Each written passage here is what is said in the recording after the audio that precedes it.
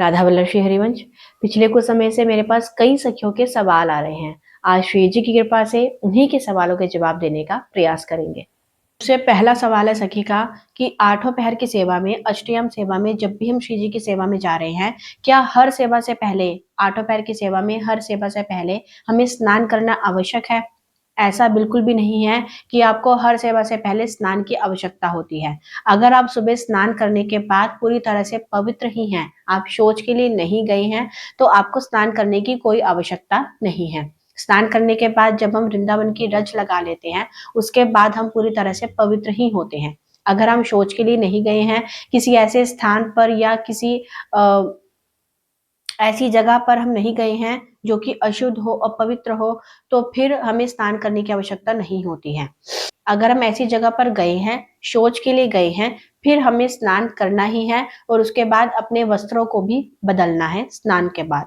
अन्यथा हमें किसी तरह से कोई स्नान करने की आवश्यकता नहीं है। अगर हम पवित्र हैं, हम ऐसे ही श्री जी की सेवा में जा सकते हैं। स्नान जो है वो आप सुबह और शाम के समय कर सकते हैं। गुरुदेव भगवान कहते हैं कि दिन में 2 बार स्नान तो हमें करना ही चाहिए, सुबह और शाम को। नहीं तो आप सुबह स्नान कर लीजिए, उसके बाद आप श्री जी की सेवा में जा रहे हैं, आप पवित्र ही हैं, तो किसी तरह की कोई परेशानी नहीं है। दूसरा सवाल है सखी का, राधा वल्लभ श्री हरिवंश सखी, मेरे लड्डू गोपाल की सेवा विराजमान की और मैं प्रेग्नेंट हूँ, तो जैसे मेरी डिलीवरी होगी तो मैं सेवा कैसे करूं? मैं इस चीज से बड़ी परेशान हूँ। इसमें आपको बिल्कुल परेशान होने की आवश्यकता नहीं है सखी। अगर आप प्रेग्नेंट हैं उस टाइम पर तो हमें लड्डू गोपाल की सेवा और भी ज्यादा करनी चाहिए। हमें उनका प्रसाद पाना चाहिए, भागवती क्रियाएं करनी चाहिए, भागवत गीता का पाठ करना चाहिए, या जो भी आप, जिनमें भी आपकी श्रद्धा होगी, आप उनके अनुसार, उसके अनुसार आप अपनी दिनचर्या जो है वो कर सकती हैं।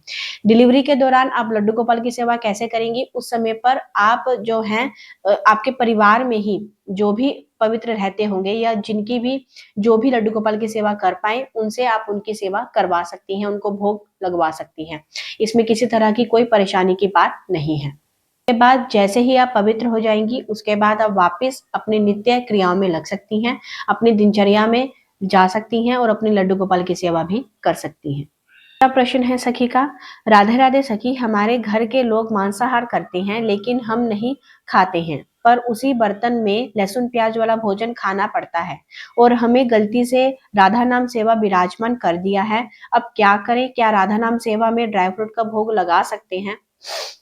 सबसे पहले सखी कि गलती से हम श्री जी को विराजमान नहीं कर सकते हैं। श्री जी की कृपा होती है तभी हम उनको विराजमान करते हैं, अन्यथा हम उनको विराजमान कर ही नहीं सकते हैं।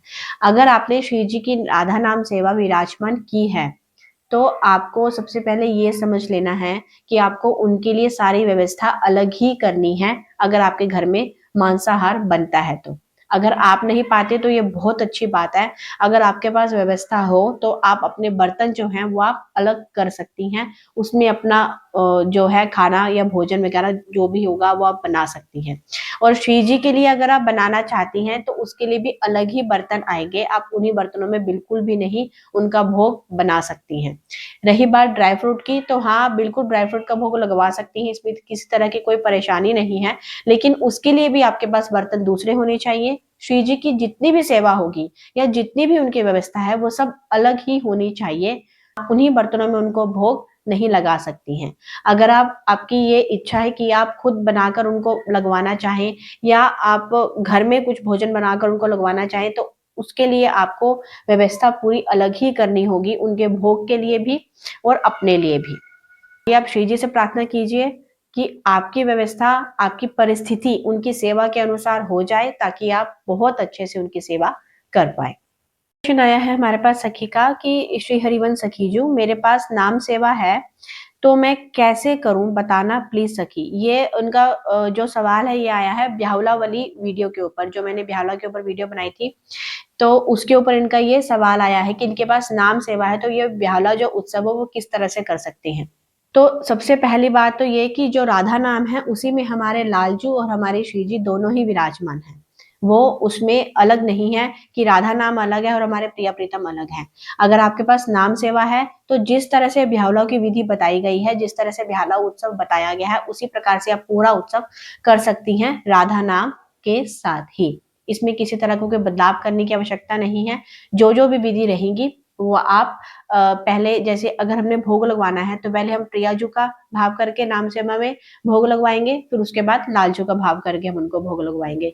तो इसी प्रकार से जो ब्यावला की पूरी विधि है वो आप नाम सेवा के साथ भी बिल्कुल वैसे ही कर सकते हैं जैसे हम श्री विग्रह के साथ करते हैं।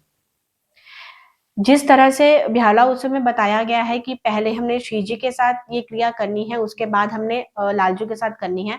तो जैसे हमारे पास राधा नाम सेवा विराजमान है, पहले हम श्री जी का भाव करके उनको भोग अर्पित कर देंगे या उनका श्रृंगार करेंगे, उसके बाद हम लालजू का भाव करके उनमें भोग लगाकर उनका श्रृंगार कर देंगे। तो इस तरह से जो क्रियाएं हैं वो हम उनकी भावना करके राधा नाम सेवा में ही बिल्कुल वैसे ही कर सकते हैं जैसे हम श्री विग्रह में करते हैं।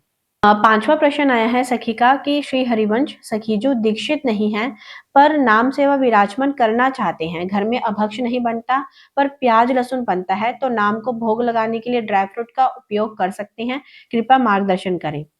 तो अगर आप दीक्षित नहीं हैं लेकिन आपके घर में मांसाहार वगैरह नहीं बनता है, केवल प्याज लहसुन बनता है, तो आप बिल्कुल राधा नाम सेवा विराजमान कर सकते हैं। अगर श्री जी की कृपा रही, अगर वो आपके पास आना चाहती हैं तो वो बिल्कुल आपके पास आएगी और आपके पास विराजित होकर आपसे सेवा वैसे ही लेंगी जैसी उन्होंने लेनी है। ड्राई फ्रूट का भोग मैंने पहले भी बताया है कि ड्राई फ्रूट का भोग आप बिल्कुल लगा सकते हैं, लेकिन अगर आप राधा नाम सेवा विराजमान करते हैं तो आपको उनके लिए पूरी व्यवस्था अलग करनी होगी। ये बात बिल्कुल सही है कि अगर आपके घर में मांसाहार नहीं बनता तो सिर्फ प्याज लहसुन वाले बर्तन होंगे, लेकिन जब हम श्री जी का भोग बनाते हैं, श्री जी को भोग पवाते हैं, उन सब चीजों के लिए हमारे पास बर्तन जो है वो बिल्कुल अलग होने चाहिए। हम उन्हीं बर्तनों में उनका भोग लगाकर उनको नहीं पवा सकते हैं। तो अगर आपके पास पूरी व्यवस्था है तो आप राधा नाम सेवा विराजमान करके उसके बाद जो है उनकी सारी व्यवस्था अलग करके, बर्तन वगैरह अलग करके फिर आप उनको भोग वगैरह लगवा सकते हैं। अगर आप घर में भोग नहीं बनाना चाहते हैं या इस तरह से कोई व्यवस्था नहीं है तो बिल्कुल आप ड्राई फ्रूट का भोग उनको लगा सकते हैं, इसमें किसी तरह की कोई परेशानी नहीं है। मेरे पास एक और सवाल आया था सखी का, इनका सवाल का जवाब मैंने कमेंट में ही दे दिया था, लेकिन फिर भी मैं आज यहाँ पर भी बता देती हूँ, अगर किसी को इस चीज में कोई दुविधा है तो उनकी वो दुविधा दूर हो जाएगी। तो इनका ये सवाल था कि आचमन के लिए जो जल होता है वो हमारे मटके का पानी है, उसी से कराना या अलग से लेना है। तो आचमन के लिए जो जल होता है वो सबसे अच्छा तरीका है कि आप यमुना जल से श्री जी को आचमन करवा दीजिए।